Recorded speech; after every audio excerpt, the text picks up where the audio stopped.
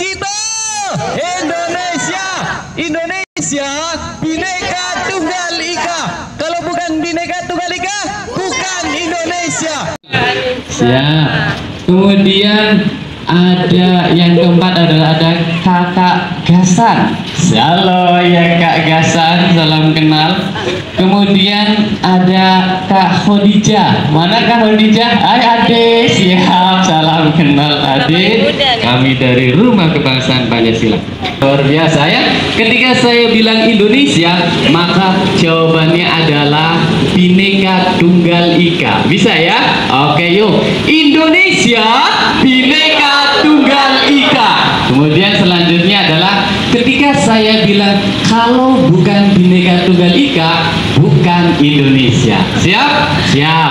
Kalau bukan Bhinneka Tunggal Ika, bukan Indonesia. Kami dari Rumah Kebangsaan Pancasila mengadakan kegiatan napak tilas kebangsaan on the spot seperti ini sudah yang ke-20 kali ya. Jadi Bapak Ibu, adik-adik yang saya hormati adalah peserta dari napak tilas kebangsaan on the spot angkatan ke-20. Baik, seperti biasa sebelumnya perkenalkan, nama saya Nuridin. Halo semuanya. Oleh materi kita. Titik yang kedua adalah kita akan mengunjungi di Tugu Petir. Nah, Tugu Proklamasi di sana. Jadi Museum Sumpah Pemuda dan Tugu Petir itu sesi yang pertama, 17 tahun perjalanan keramatnya bangsa Indonesia.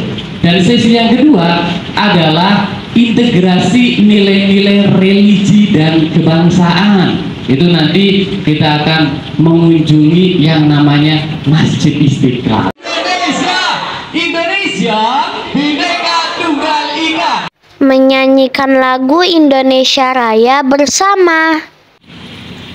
Pembukaan bahwa sesungguhnya kemerdekaan itu ialah hak segala bangsa, dan oleh sebab itu maka penjajahan di atas dunia harus dihapuskan karena tidak sesuai dengan peri kemanusiaan dan peri keadilan. Dan perjuangan pergerakan kemerdekaan Indonesia telah sampailah kepada saat yang berbahagia dengan selamat sentosa mengantarkan rakyat Indonesia ke depan pintu gerbang kemerdekaan negara Indonesia yang merdeka, bersatu, berdaulat, adil dan makmur. Atas berkat rahmat Allah yang Maha Kuasa dan dengan didorongkan oleh keinginan luhur supaya berkehidupan kebangsaan yang bebas, maka rakyat Indonesia menyatakan dengan ini kemerdekaannya. Kemudian daripada itu, untuk membentuk suatu pemerintahan negara Indonesia yang melindungi segenap bangsa Indonesia dan seluruh tumpah darah Indonesia, dan untuk memajukan kesejahteraan umum, mencerdaskan kehidupan bangsa, dan ikut melaksanakan ketertiban dunia yang berdasarkan kemerdekaan, perdamaian abadi, dan keadilan sosial, maka disusunlah kemerdekaan kebangsaan Indonesia itu dalam suatu undang-undang dasar negara Indonesia yang terbentuk dalam suatu susunan negara Republik Indonesia yang berkedaulatan rakyat dengan berdasarkan kepada ketuhanan yang Maha Esa, kemanusiaan yang adil dan beradab, persatuan Indonesia, dan kerakyatan yang dipimpin oleh hikmat kebijaksanaan dalam permusyawaratan perwakilan, serta dengan mewujudkan suatu keadilan sosial bagi seluruh rakyat Indonesia. Terima kasih. Permainannya adalah permainan tepuk-tepukan. Maaf ya. Oke, siap. Tepukannya adalah seperti ini. Boleh Bapak Ibu silakan pilih tepukan apa aja, silakan milih tepukannya. Terus kemudian habis tepuk, kemudian boleh menyuarakan ha, hi, hu, terserah, silakan seperti itu ya. Oke, silakan dipilih sendirilah, itu percobaan pertama seperti itu. Yuk, terserah teman-teman yang hadir di sini. Baik, tepuk satu. Ya. Tujuannya untuk bagaimana supaya kita semua generasi penerus bangsa itu terkoneksi dengan sejarah bangsanya, ke titik sejarahnya. Nah, ada dua sesi tadi disampaikan. Sesi yang pertama kita memahami 17 tahun perjalanan ramatnya bangsa Indonesia. Ya, mulainya dari mana? Mulainya dari sini, titik sini mulainya, yaitu Museum Sumpah Pemuda. Saya yakin ibu bapak sudah pernah kali ya, sudah pernah kali bapak ibu, sudah ya. Oh, ada yang belum ya, alhamdulillah jadi tahu ya. Ya, nanti yang kedua kita akan mengunjungi Tugu Proklamasi. Oke, kita akan memahami yang pertama. Kalau di pembukaan itu, yang pertama, hari yang pertama bunyinya gimana? Masih ingat? Nah, undang-undang 1 hari yang pertama bunyinya gimana? Bahwa sebenarnya kemerdekaan itu ya bangsa oleh maka penjajahan harus dihapuskan karena jadi ceritanya begini. Kenapa sih kok bisa ada pembukaan seperti itu? Hari yang pertama ceritanya dulu begini, latar belakang bangsa Indonesia kita tahu dulu ya, yang dulu sebelum jadi bangsa Indonesia, bangsa Nusantara ya, kita itu mengalami penderitaan yang cukup panjang. Ada yang tahu penderitaan cukup panjang akibat penjajah berapa lama? Ya, panjang sekali Bapak itu. Kita itu menderita, miskin, bodoh, terbelakang, ya. Padahal bangsa kita itu kaya, luar biasa. Tapi kita itu akibat penjajahan imperialisme, gitu ya, kita mengalami penderitaan yang cukup panjang. Itu semua, ya, kita dijajah begitu panjang. Nah, berangkat dari situ, nah maksudnya gitu, berangkat dari situlah, itu yang dimaksud dengan ampera, amanat penderitaan rakyat. Berangkat dari situlah, dari penderitaan yang panjang akibat penjajahan. Tentu kalau kita bicara manusiawi, kita kalau dizolimi, kalau dijajah, kira-kira apa sih perasaannya? Apa kita mau terima begitu saja? Enggak. Ya, pasti usaha untuk melawan tetap dilakukan. Nah dulu makanya kita sebelum itu ya, nanti kita akan lihat kitabnya ada di depan template dari suatu perjalanan bangsa. Kita mau dulu ke belakang. Berangkat dari situ akhirnya kita dijajah panjang. Kita mengalami penderitaan yang luar biasa, lahir batin lah pokoknya. Ya, mental budaya kita hancur, ya kan, nilai-nilai kita itu hancur karena dijajah secara politik, budaya, ekonomi oleh kaum imperialis pada waktu itu. Muncullah usaha-usaha untuk berjuang merebut kemerdekaan. Keinginan untuk merdeka itu muncul. Di awal-awal perjuangan kita luar biasa loh, untuk melawan penjajah, hebat juga. Cuman ada cumannya, tapi pada waktu itu perjuangan kita sifatnya masih kedaerahan. Makanya di awal-awal itu banyak perjuangan besar juga. Ada Pangeran Rom, ya kan? Ada Cut Medi mewakili dan masing-masing wilayahnya masing-masing ya. Yang di Aceh, yang di Jawa, ada Pakti Putra, ada Tuan Guru Mahmud dan seterusnya. Mereka juga dalam pahlawan. Cuman mereka berjuang untuk tanah airnya masing-masing, daerah masing-masing, sifatnya masih ke daerah. Karena dulu memang mindset tentang tanah air begitu, mindsetnya begitu. Jadi kalau saya nih orang Jawa nih, pahamnya saya tanah air saya itu ya Jawa. Makanya saya akan berjuang bisa-bisa tanpa Jawa. Orang Aceh, yang Aceh ada orang Aceh ya, dulu mindsetnya begitu. Tanah airnya itu yang ditambahnya adalah Aceh, ya, yang Sulawesi juga begitu, ya, yang Sunda juga begitu, macamnya masih begitu, sehingga kita bisa memahami pantesan bangsa Indonesia begitu lama dijajah. Karena memang dulu apalagi politik penjajah kan begitu, David macam menguasai. Kita dulu juga setelah masa penjajah pecah berbagai macam kerajaan, kan. Nah di situ, belajar dari situ, belajar dari pengalaman itu, kemudian bertransformasi. Nah, itu sebelum itu tadi yang luar biasa yang panjang ya. Bertransformasi 1908, mulai bangkit ide perjuangannya sifatnya nasional, kebangkitan nasional. Perjuangan yang mulai memikirkan bagaimana kita terus bersatu. Perjuangannya mulai memikirkan bagaimana baginya bersatu. jangan sifatnya kedaerahan. Ya, perjuangannya bukan hanya memang dulu lahir, makanya disebutnya kebangkitan nasional, mulai muncul lahir organisasi perjuangan yang sifatnya itu nasional. Daripada yang memperjuangkan ekonomi, budaya, pendidikan, nah dulu itu Jogja, Jogja, Ambon, Pasuruan semua, ya. Cuma kan belajar dari pengalaman. Nah, kira-kira kita kalau mau berjuang melawan penjajah, kita sifatnya masih kedaerahan, maka sama juga seperti yang sudah dilalui oleh para pendiri bangsa dulu. Perjuangan kita akan tidak bisa merebut kemerdekaan. Nah, muncullah keinginan. Nah, tadi yang satu, mulai sadar bahwa kemerdekaan itu adalah hak kita. Kita harus perjuangkan karena penjajahan itu tidak berperi kemanusiaan dan tidak berperi keadilan. Mulai muncul. Cuma yang jadi pertanyaan adalah bagaimana kita mau berjuang supaya kita bisa bersama-sama, tidak lagi sifatnya kedaerahan.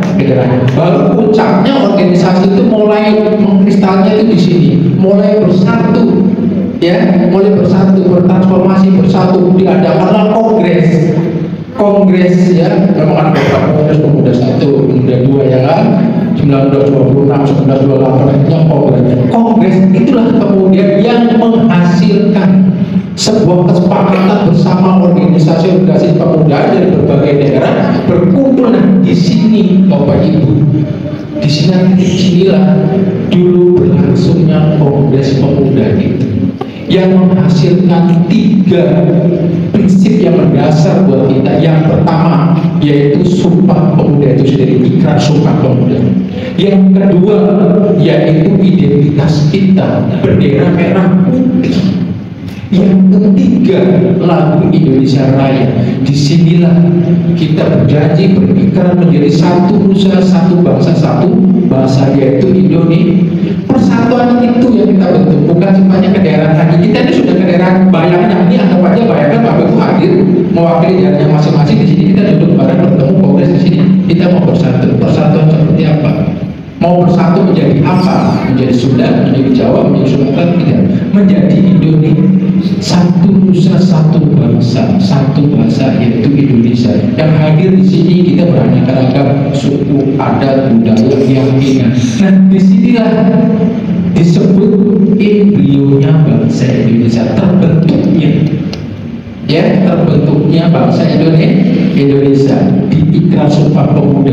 Kita juga diperkenalkan lagu kebangsaan Indonesia sebagai visi, ya, sebagai rel, sebagai cita-cita arah perjuangan kita, biar ngajarnya itu biar sama gitu, ya, bahwa yang namanya Indonesia itu yang satu nusa, satu bangsa itu. Makanya pada waktu bagaimana ya konsep persatuan yang kita bangun 1926, W.R. Supratman menciptakan lagu, kalau nggak salah, kalau sekarang itu judulnya dari siapa, ya, liriknya itu dari Sabang sampai Merauke. Kalau dulu bukan itu, kalau dulu tuh dari barat ke timur. Kalau menginspirasi sebelum itu, ya, karena pada waktu itu kita mau kesatuan mau menjadi apa sih, masih bingung, ya, hanya menjadi Indonesia. Lalu mungkin kalau itu lagunya kayaknya kita perlu nyanyi dulu sebenarnya, biar kalian. Masya Allah, game selanjutnya lebih seru lagi. Aku jadi tahu Sumpah Pemuda. Tumpah darah yang satu, tanah air Indonesia. Kedua, kami putra dan putri Indonesia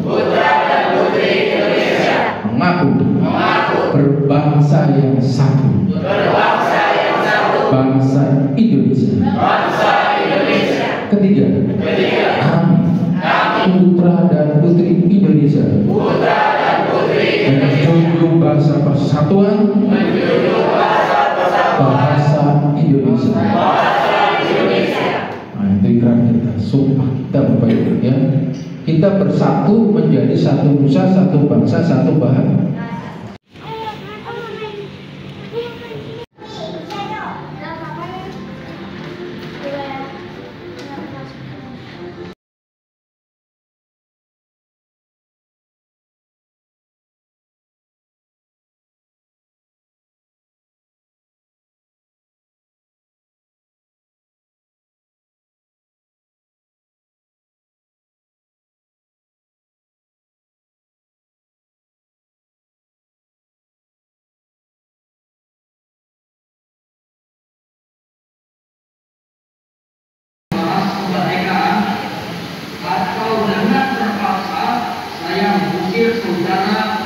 dari jam 17.30 sampai jam 23.30. Mungkin Bapak Ibu tahu kenapa kita harus merdeka?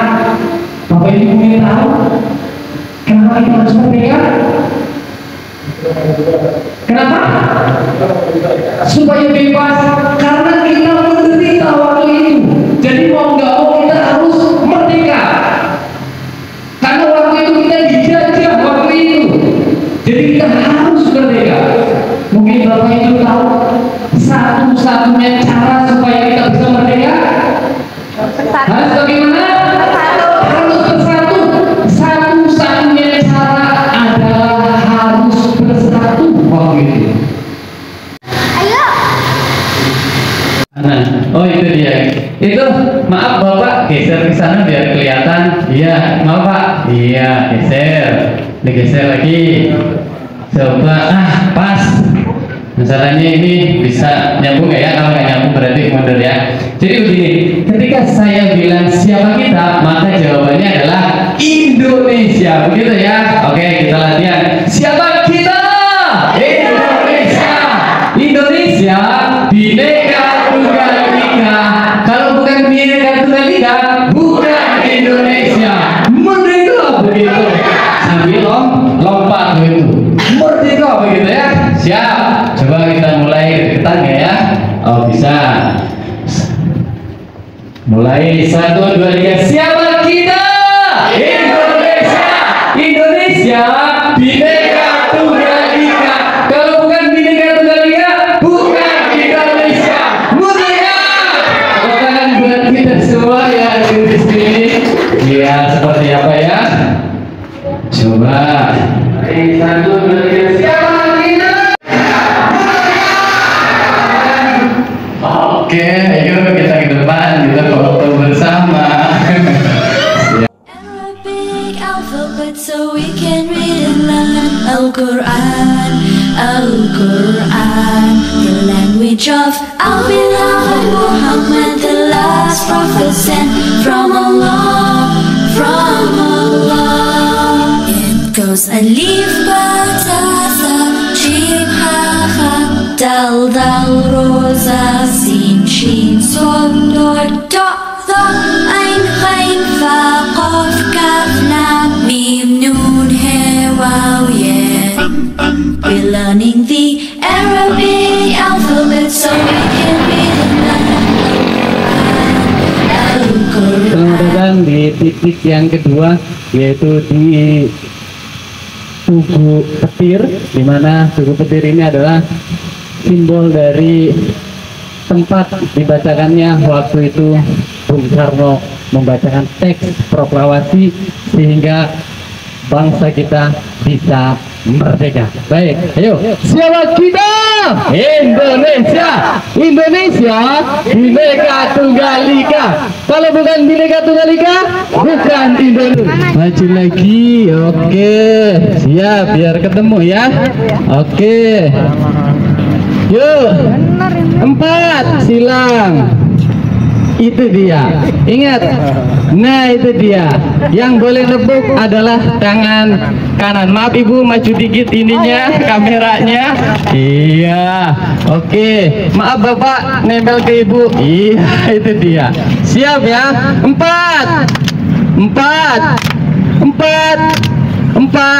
Oke, nempel ya. 4. Yuk, nempel. 4. 1. Ya, 1 depan ya. 1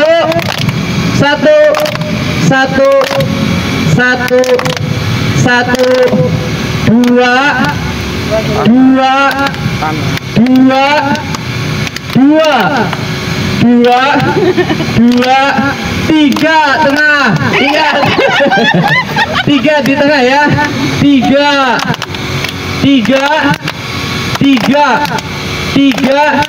4. Ingat. 4. Yuk mulai dari 1. 2 3 4. 1 2 3 4. 1 2 3 4. Satu, dua, tiga, empat. Satu, dua, tiga, empat. Satu, dua, tiga, empat. Udah dapat belum? Satu di tengah ya. Satu, dua. Adik bisa dua? Iya. Ya. Satu. Dapat ya. Satu, dua, tiga, empat. Iya. Satu, dua, tiga, empat. Satu, dua, tiga, empat. Udah dapat nih. Satu, dua, tiga, empat. Satu, dua, tiga. Tetap merdeka selama hayat masih dikandung badan. Ya, kita tetap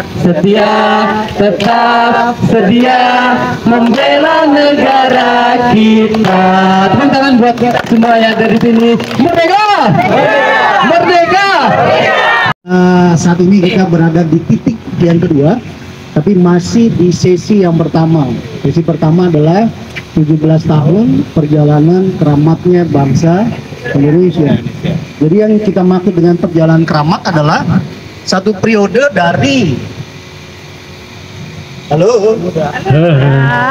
Jadi yang kita maksud dengan 17 tahun perjalanan keramat adalah dari dari periode dari 1928 di Sumpah Pemuda sampai 1945 di proklamasi. Jadi Bapak Ibu sekalian, tugu yang kita lihat ini, ada yang pernah kesini sebelumnya? Belum pernah semua. Pernah kesini Pak? Oh ya. Lewat sering ya, tapi masuk ke dalam belum pernah ya. Baru kali ini dan belum tahu juga tempat ini tempat apa ya. Tahu? Oh ya. Jadi tugu yang kita lihat ini, ya, ini adalah tempat Bung Karno berdiri ketika membacakan proklamasi. Pernah lihat gambarnya di internet ketika Bung Karno membacakan proklamasi. Jadi di situ ada rumah ya. Iya ada. Ini tadinya sebuah rumah. Jadi ini rumah kediamannya Bung Karno. Iya. Jadi makanya kalau kita lihat foto momen pembacaan proklamasi 17 Agustus itu, kita melihat Bung Karno berdiri di teras ya. Di teras sebuah rumah. Karena memang tadinya rumah. Tapi kemudian di tahun 1960 ini diputuskan untuk dibongkar sama Bung Karno. Nah, kalau kita lihat di sana itu, ya ada tugu kecil. Itu tugu kecil itu kadangkala disebut tugu jarum juga ya. Tapi dia tugu peringatan 1 tahun kemerdekaan. Jadi dibangun oleh Ikatan Wanita Jakarta. Dibangunnya 1946. Waktu itu belum ada ini. Jadi masih rumah Bung Karno. Lalu dibangunlah itu 1946. Tapi bersamaan kemudian dengan dibongkarnya rumah ini, tugu itu juga dibongkar sama Bung Karno. Paham ya? Dibangunnya tahun berapa? 1946. Kemudian dibongkar tahun? Iya, tahun 60. Tahun 60 diputuskan untuk dibongkar bersamaan dengan rumah ini juga. Rumah kediaman Bung Karno dibongkar juga. Nah, kita kenali dulu kawasan ini ya. Ini di sini ada tugu proklamator namanya. Itu ada patungnya Bung Karno dan Bung Hatta. Kalau tugu proklamator ini atau monumen proklamator ini dibangunnya sudah eranya Pak Harto. Tahun 1980. Nah, kemudian di sana ada gedung Pola. Ini gedung yang ini satu kesatuan ya, satu kawasan. Cuma sekarang ada pagernya. Kalau awal tidak ada pagernya. Ini satu kesatuan sebenarnya, gedung Pola dan Tugu Petir ini. Tapi sekarang fungsinya tidak lagi gedung Pola, sekarang ini gedung Bakamla. Tapi di era Bung Karno itu pembangunannya bersamaan dengan Tugu Petir ini 1961 diresmikan. Tapi dimulai 1960 ya. Itu fungsinya tadinya adalah sesuai dengan namanya, dia adalah gedung Pola untuk pola-pola pembangunan Indonesia yang waktu itu diberi nama oleh Bung Karno pembangunan semesta berencana. Itu apa-apa yang mau dibangun di negara kita itu dipamerkannya di sana. Jadi Bung Karno mau bangun Monas, itu ada maketnya di sana. Bung Karno mau bangun Dirgantara itu tuh, monumen Dirgantara itu juga ada di situ. Masjid Istiqlal, semua dipamerkan di situ. Jadi rakyat bisa datang ke situ dan melihat ini negara lagi mau bikin apa nih, ada program apa, itu bisa dilihat di situ. Nah, kembali lagi ke sini. Jadi tahun 1960 diputuskan dibongkar, digantilah oleh Tugu ini. Jadi rumah ini dibongkar, itu juga dibongkar. Apa namanya? Tahun 60 itu dibongkar. Tapi kenapa bisa ada lagi? Dibangun lagi ya, nggak muncul sendiri ya. Iya. Tahun 46 dibangun, tahun 60 dibongkar bersamaan dibongkarnya rumah Bung Karno ini. Tapi dia bisa ada lagi. Kapan dia muncul lagi tuh? Yang bangun kembali siapa? Oh, tadinya awalnya ya Ikatan Wanita Jakarta tahun 46. Lalu dibongkar oleh Bung Karno tahun 60. Terus ada lagi tahun? Nggak tahu. Enggak, 61 yang ini. Jadi dibongkar rumah ini tahun 60, kemudian dibangunlah Tugu ini sebagai pengganti rumah kediaman Bung Karno. Tugu ini tingginya 18,5 meter, tinggi keseluruhan. Tapi Tugu putihnya ini yang berbentuk linggis ini tingginya 17 meter. Simbolik dari 17 Agustus ya. Jadi tingginya 17 meter. Ada petirnya di atas sana. Berarti petirnya berapa tuh tingginya? 1,5 meter. Jadi 17 meter. Dan kita ini Pak Yanto pernah naik ke atas sana. Karena ini kita pernah ngecat ini ya waktu itu. Kerja bakti itu bareng-bareng. Iya. Nah, dibangunlah Tugu ini oleh Bung Karno, diresmikan 1 Januari 1961. Tugu ini ada.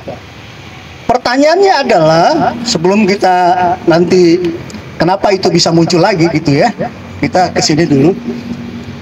Pertanyaannya adalah, kenapa rumah bersejarah itu yang sampai hari ini masih kita lihat foto-fotonya itu ya, kok dibongkar sama Bung Karno?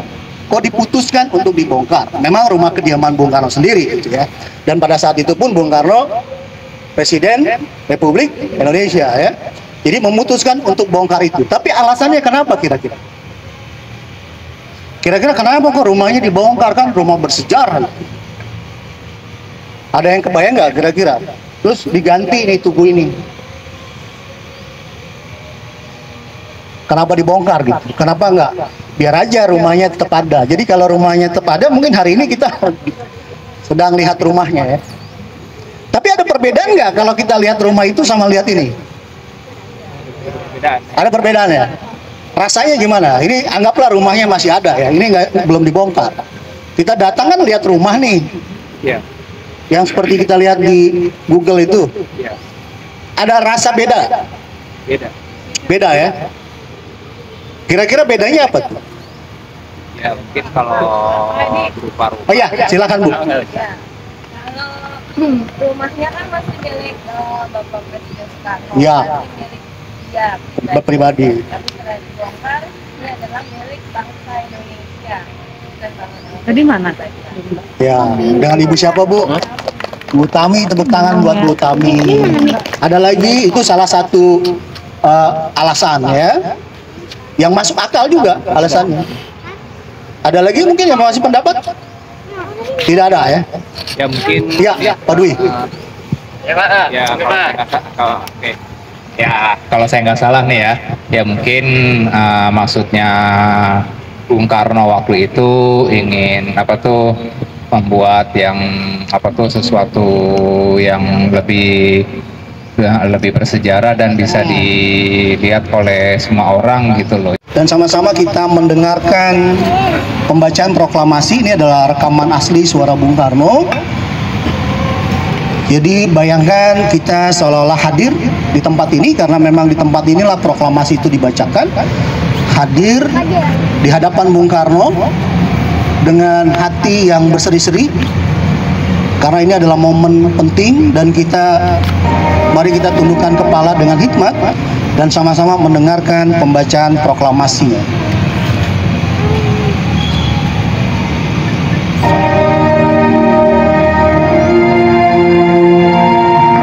Proklamasi. Kami, bangsa Indonesia, dengan ini menyatakan kemerdekaan Indonesia. Hal-hal yang mengenai pemindahan kekuasaan dan lain-lain diselenggarakan dengan cara saksama dan dalam tempo yang sesingkat-singkatnya. Jakarta, 17 Agustus 1945, atas nama bangsa Indonesia, Soekarno Hatta. Merdeka! Merdeka! Sekali merdeka! Ya, silakan boleh duduk lagi. Jadi apa sih value atau nilai ya, atau ajaran yang dibawa oleh proklamasi kemerdekaan kita?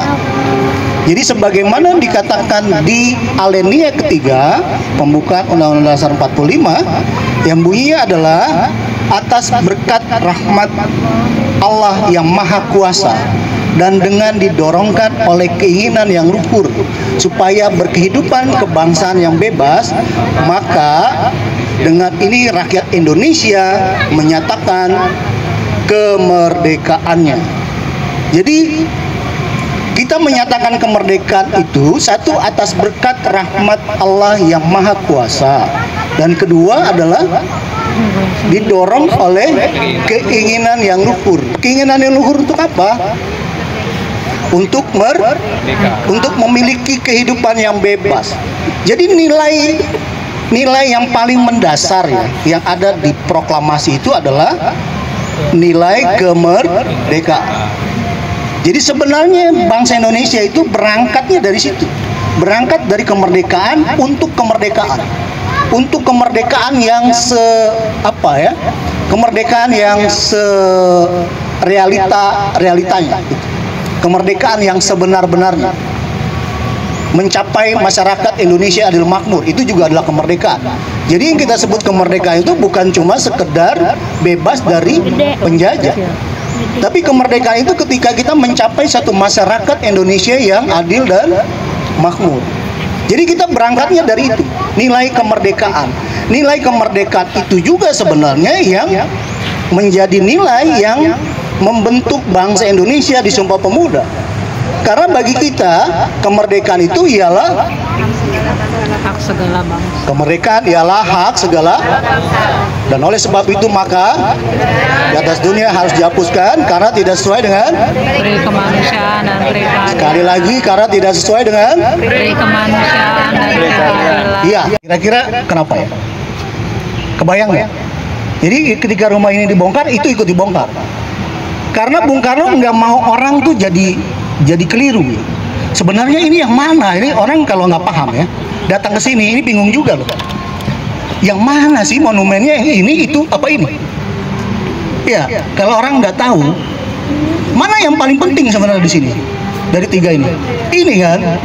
Tapi orang tuh kalau datang ke sini dia kira itu. Banyakan di sana. Tapi itu datangnya belakangan, tahun 80.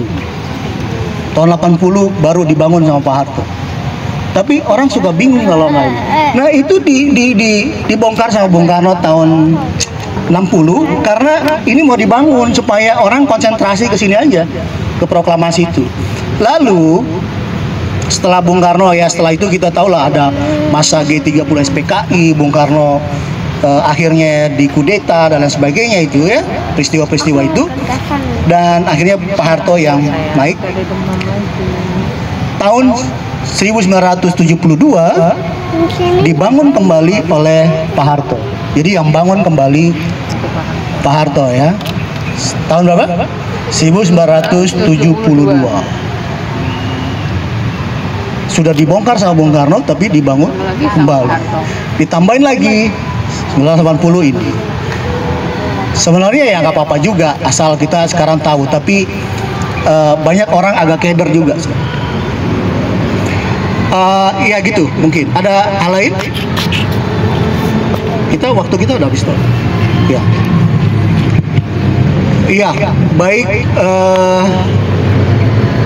Itu saja. Terima kasih. Wassalamualaikum warahmatullahi wabarakatuh. Teman-teman, insya Allah Anissa mau mewawancarai salah satu om dari Rumah Kebangsaan Pancasila. Ikuti Anissa yuk.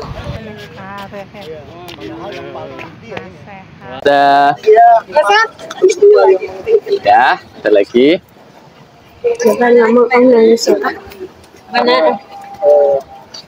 Sudah nyala mikrofonnya? Udah. Ayo sini. Oh gitu. Kamu dekat omnya. Mulai? Mulai. Oke. Assalamualaikum Om. Waalaikumsalam. Ya.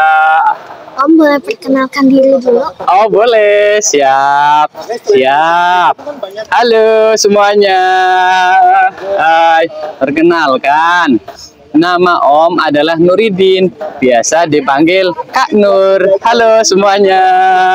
Ya. Kak, ya? Aku mau ngobrol sama kakak. Ya. Boleh nggak nasehatin anak-anak Indonesia? Betul, boleh. Tolong ya. Oh siap, siap. Tadi kakak-kakak, adik-adik juga sudah ya tadi ya. Sudah berkunjung kemana tadi? Ke Museum Sumpah Pemuda. Di situ kita belajar apa dari Sumpah Pemuda? Belajar tentang persatuan, ya kan? Jadi bahwasanya kita itu harus bersatu semuanya, begitu ya, tanpa memandang apa itu keyakinan dari teman kita, tanpa dari memandang sukunya apa, tanpa memandang bahasanya bagaimana, orang kampung atau apa, tapi kita harus bersatu, begitu kan? 17 tahun di situ. Ya, 17 tahun akhirnya bangsa Indonesia itu merdeka, begitu. Begitu, Kak.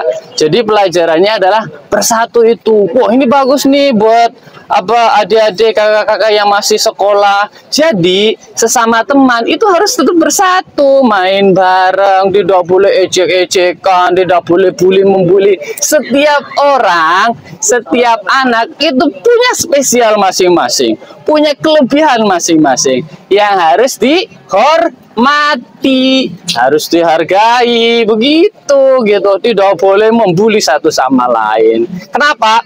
Karena kalau membuli nantinya kita tidak belajar dari peristiwa Sumpah Pemuda. Para pendiri bangsa kita itu mengajarkan tentang persatuan, baru bisa merdeka, begitu. Coba kalau para pendiri bangsa kita nggak bersatu, masih dijajah nggak kita? Masih, begitu. Kita bisa hidup damai, kita bisa bersekolah, kita bisa berhomeschooling, bisa main sama, bisa kesana kemari. Itu karena memang berkat dari para pendiri bangsa kita yang mau bersatu, mau menanggalkan egonya masing-masing, mau rendah hati, mau menghormati, begitu. Kita bisa seperti itu. Ayo, kakak-kakak, adik-adik, tetap semangat, jaga persatuan, tidak boleh bullying, harus tetap semangat, menghargai satu sama lain. Setiap orang bisa untuk merdeka. Merdeka! Sekali merdeka, tetap merdeka! Iya, tepuk tangan buat kita semua. Ada lagi? Udah. Makasih ya, Kak. Sama-sama. Dadah, kami dari Rumah Kebangsaan Pancasila. Dadah semuanya.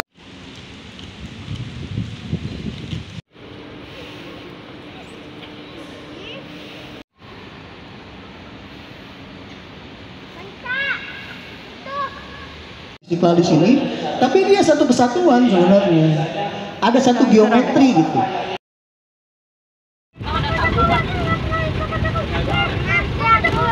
Ya, jadi untuk memahami bagaimana perjalanan bangsa Indonesia, sebenarnya tujuan kita nanti mau kesini, mau ke Cawang di dalam ya.